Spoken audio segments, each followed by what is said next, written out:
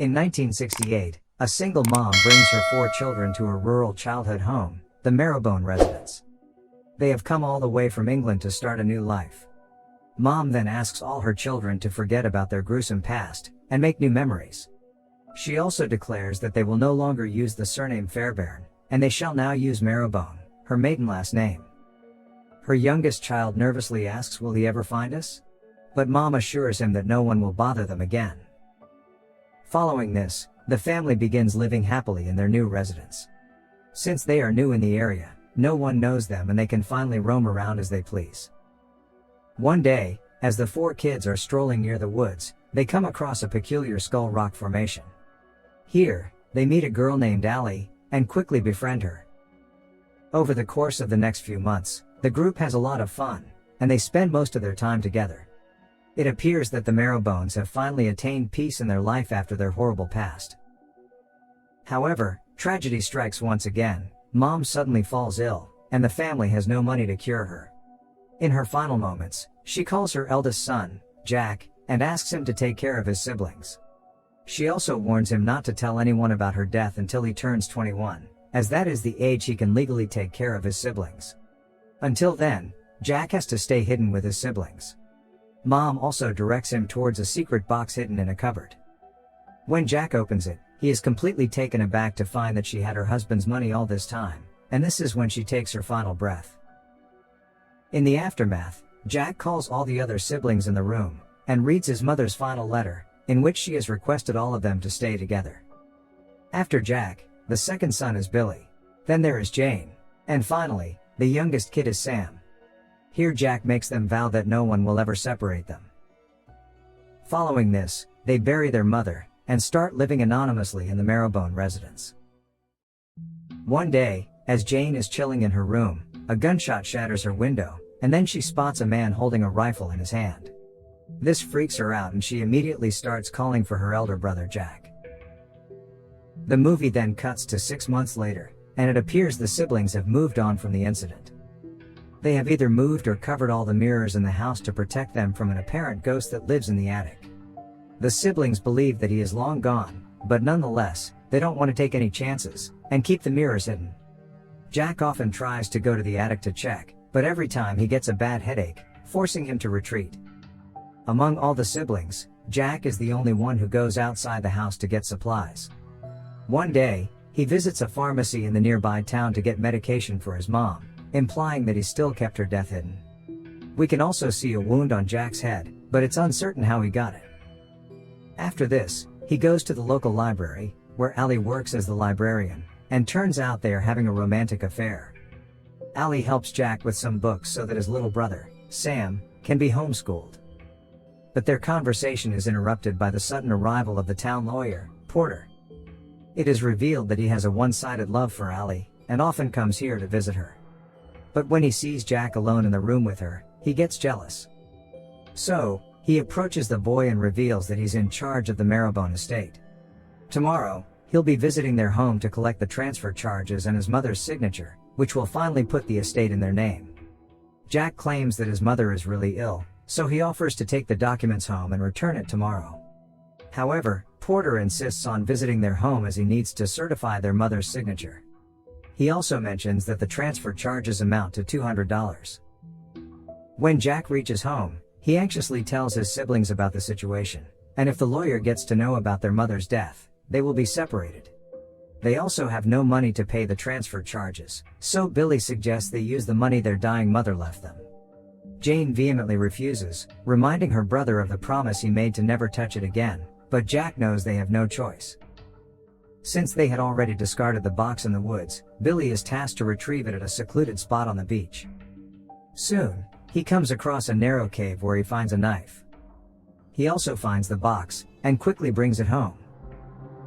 That night, the siblings open the box, and find a lot of cash in there. This makes the brothers happy, but Jane is still upset that they broke the promise, claiming it is the cursed money of their father. The very next morning, the 4 begin renovating the house to make it seem like they're a normally functioning family. Jane is tasked with forging her mother's signature, so she spends hours practicing it. Jack also enters his mother's room to get some belongings, and little Sam wants to go inside too, but Jack forbids him. Shortly after, Porter arrives at the residence, and he is greeted by Jack. Jack gives him an envelope containing £200, and the cunning lawyer happily accepts the cash because it's worth more than $200. Jack then claims that his mother is really unwell, and she would be embarrassed if someone sees her. So, he requests Porter to give him the papers, so he can go upstairs, have his mother sign them, and come back. The lawyer reluctantly gives him the documents, and Jack rushes to his mother's room. But Jane becomes even more worried when she learns that she has to sign not one, but 2 documents. At the same time, Porter decides to take a tour of the house. There is no one around, which slightly confuses him. He also spots a covered mirror near the stairs, and removes the cloth. Soon after, he slowly makes his way towards their mother's room. Jack hears it from the other end, so he asks his sister to hurry. Fortunately, they manage to get the signatures done, right before Jack can find out about their deceit. The lawyer then signs the same papers, and officially transfers the estate to their name. Before leaving, he also talks about their father, who had apparently done bad things in the past. This means that he knows the entire history of the Marrowbones. That night, the siblings celebrate their success by engaging in a pirate board game. At one point, Billy gets so excited that he throws his dice on the floor, and it ends up in a different room. Little Sam goes to check the numbers, and he slowly proceeds towards the darkness. But when he reaches the stairs, the cover on the mirror by the stairs suddenly falls to the ground. This frightens him, and he immediately shouts that the ghost has returned, so a panicked Jack hides all his siblings in a fortress they've made inside the house. The trio awaits in anxiousness, while Jack goes to cover the mirror. Jack climbs up a ladder, and somehow gets the job done. But when he peeps through a hole in the ceiling,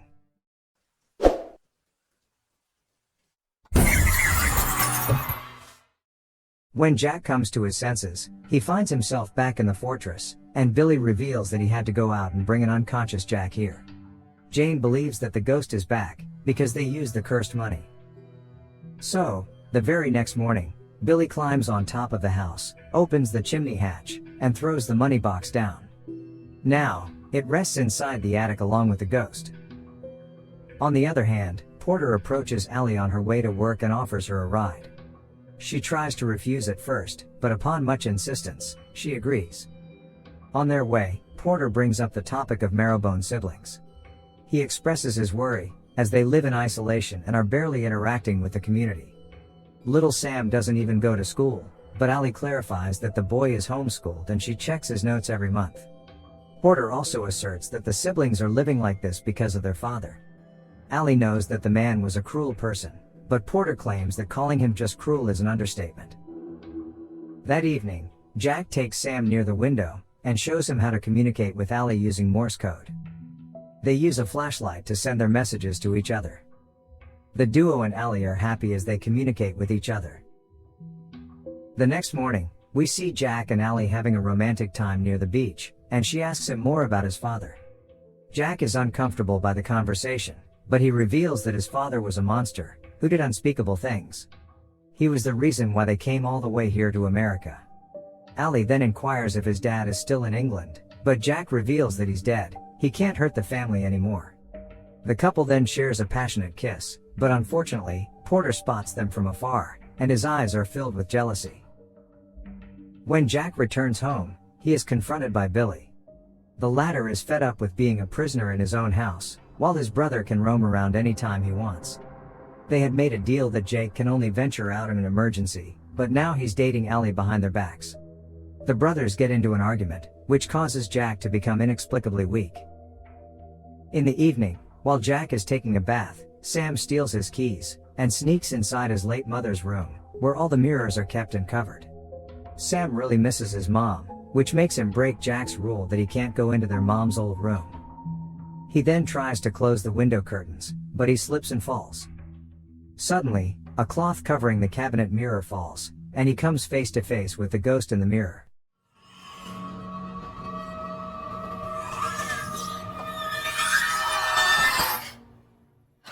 Up next, Jack wakes up from his sleep, and finds his siblings in a distressed state. Jane informs him that Sam sneaked inside their mother's room, where he saw the ghost. At this point, it is revealed that the ghost they are talking about is none other than their father.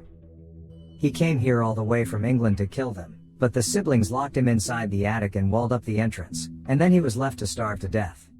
Jane suggests that they give him a proper burial to bring him at peace, but Jack vehemently refuses. Elsewhere at the library, Porter comes to visit Ellie once again. He is about to be transferred to another city for a higher position. Taking this opportunity, he asks Ellie to come live with him, assuring her that they'll have a good life. However, she rejects him and says she never looked at him that way. Porter knows that she rejects him because of Jack, so he gives her a case report about the Marrowbone siblings. After he departs, Ellie opens the folder, and finally comes across the shocking truth. Turns out the siblings' father, Mr. Fairbairn, was a serial killer who committed a lot of murders. He also assaulted his own daughter, Jane, and he was finally put behind bars when Jack testified against him in court. But just a few months later, Fairbairn somehow escaped from prison.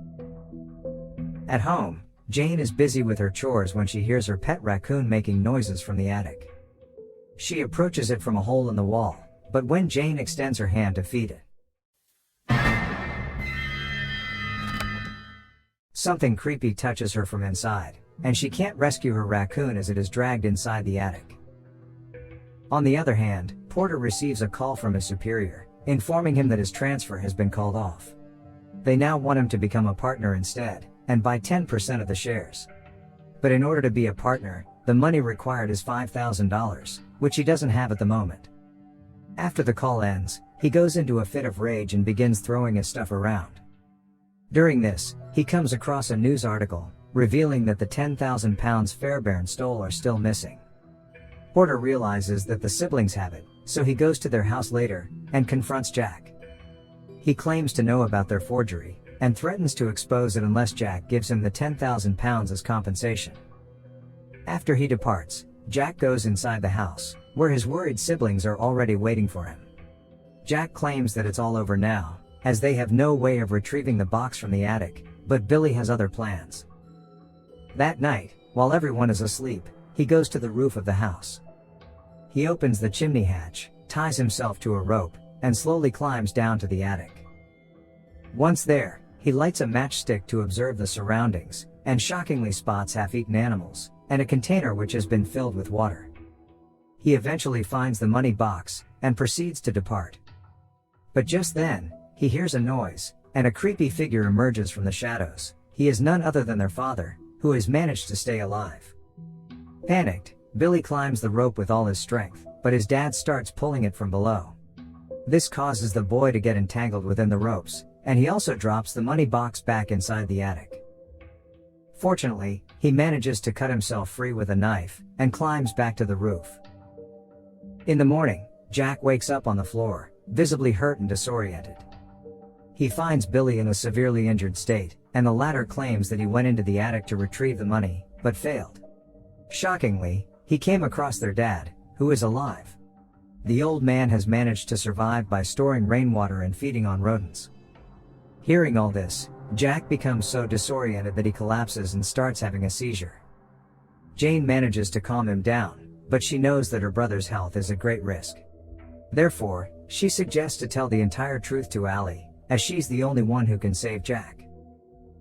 That night, the siblings interact with Allie using Morse code, and ask her to come to the skulls tomorrow. The following morning, Allie arrives at the said location, excited to meet the siblings after long. But all she finds is a book with the title Our Story. She goes through the first few pages, and learns how the family arrived here in America and settled in. At the same time, Porter arrives at the Marrowbone residence to collect his cash, but he doesn't find anyone, not even Jack, and the place looks eerily creepy. Porter takes this opportunity to venture inside their mother's room, and finally confirms that she's dead. Moments later, he finally comes across the walled-up entrance to the attic. Porter believes that the siblings have hidden the money there, so he grabs a hammer and starts tearing down the wall. On the other hand, Allie continues reading the book. She reaches the point where a man suddenly showed up outside the Marrowbone residence and shot at a window. This sends the movie into a flashback, and we learn that the man was none other than Fairbairn. He had come all the way here to kill his children. Jack, being the eldest son, locked all his siblings in the attic and decided to deal with the man alone. He grabbed the box containing the money, and waved it at their father, assuming that he's after it. As soon as Fairbairn saw the box, he called his son inside the forest. Once they reached a secluded location by the beach, Jack asked the father to take the box away and never cause tragedies to the family again. Unfortunately, the father is a very sick and vengeful man. He attacked him. Jack stabbed him in the throat with a knife and managed to get away from there. But he was eventually cornered by his father on a cliff. Then, in a cruel act, Fairbairn pushed his son down from there, before proceeding towards the rest of the siblings. Fairbairn then descended inside the attic through the chimney and attacked his children. Jack regains his consciousness shortly after, and with a wounded head, he rushes to save his siblings. But by the time he reaches the attic, there is complete silence. Back in the present, Porter manages to break inside the attic, where he comes across a horrific sight: the rotting bodies of the three siblings, Billy, Jane, and Sam. In the past, when Jack realized that his siblings were killed, he didn't open the door, but bricked up the whole attic. He then decided to kill himself, but at the same time, he heard voices of his siblings. When he checked inside the fortress, he saw them alive and well, making him think that they are still alive. From that point onwards, Jack covered all the mirrors, so that he won't be reminded he's alone. And as the days passed, his younger siblings became his alternate personalities within his mind. This is the reason why Porter never met anyone else in the house, and Jack was the only one to venture outside. In the present, Allie is reduced to tears after learning the harrowing truth about the Marrowbone siblings. She rushes to their house, and finds Jack inside the fortress, embroiled in a conversation with his alternate personalities. Allie tries to snap him out of it, but Jack doesn't want to believe his siblings are dead, so he shouts at her to leave. But as Allie walks out, she spots the torn down attic entrance and heads inside. Then, she is horrified to find the desecrating bodies of the siblings. She also finds Porter, who is severely wounded in the throat. At this point, Allie realizes that she's not alone in the room. But before she can run away, a severely malnourished Fairbairn closes the door. She then confronts the father, who's been kept captive and alive inside the attic all the time. Allie calls out to Jack, but he doesn't even bother coming for her, so she starts calling out to his alternate personalities instead. The plan works, and the Billy inside of Jack decides to help her out. Fairbairn lunges at Allie and almost chokes her to death, but Jack arrives in the nick of time. It's our place. With a single shot, Jack puts an end to the nightmare. The movie then cuts to several months later, and we learn that Allie has decided to stay with Jack to care the man she loves. The doctor asks her to give Jack his medication on time, so he can stay away from his other personalities. However, Allie disregards the doctor's advice. She knows that he feels good around his siblings, so she lets him be that way.